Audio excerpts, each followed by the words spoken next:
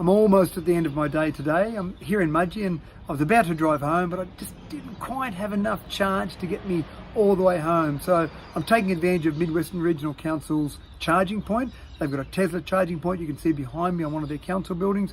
So I'm just putting a bit of charge into my car and I thought that was a good chance to do my daily summary. It'll obviously be dark by the time I get home. So today did start off in Dubbo. I started off at the Dubbo Neighbourhood Centre's Seniors Christmas Morning Tea. It's an annual event. And I've been asked for a number of years to come along and do some poetry at that event, which I've done each year and I quite enjoy it, and hopefully the seniors enjoy it as well. They asked me to come along and do some poetry at this year's event and I was more than happy to oblige. I took my youngest daughter Julia along. She did some poetry as well. She did some Banjo Patterson poetry and then we did a bit of poetry together, and then I did a couple of other poems including a Christmas poem. So that was a good start to the day. Then I drove over here, I came to Mudgee. I picked up my father-in-law. He said he'd like to come out for a day on the campaign trail with me, and that was quite nice because it's good having someone in the car. Most of the time I'm driving around by myself, but having a bit of company was quite nice. My father-in-law lives here and it was basically on the way to where I wanted to go today, so it was quite easy to pick him up on the way and then off I went. I went down to Yulimala, I hope I pronounced that right, Yulimala, where Dixon's Long Point crossing is. And this is a crossing you may have seen in the news a little bit over the last couple of years. It's a crossing of the river that's a crossing that really is only available for a four-wheel drive to get across, and at that, a pretty good four-wheel drive. It's a pretty rough crossing, and I will post a separate video after this video that looks at that particular crossing in some more detail.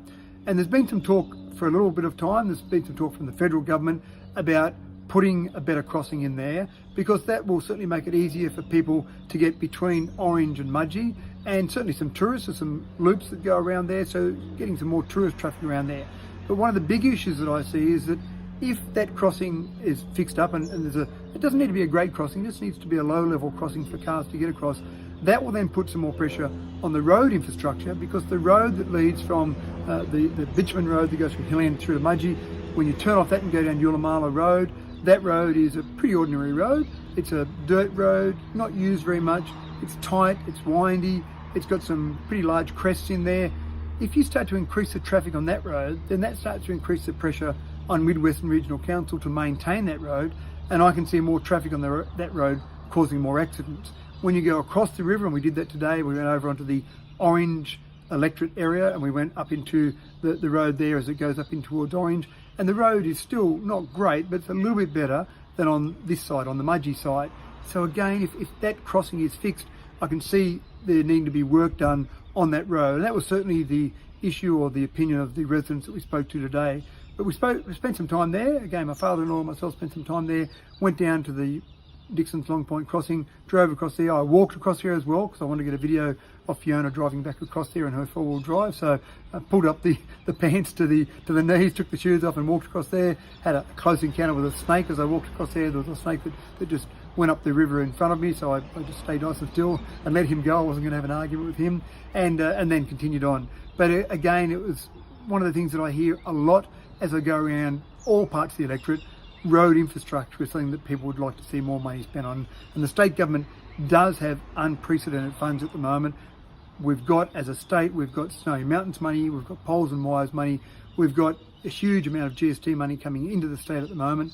We've seen reports where less money than is expected is being spent in regional areas, and roads is one area definitely that we could use more money spent in regional areas, and that's certainly something that I fully intend to push very hard for if I'm successful next March at the next state election. So it's been an enjoyable day. Thank you to people that have given me their time today. Thank you to the people that have spoken to me and told me about their issues, mainly around that Dixon's Long Point crossing.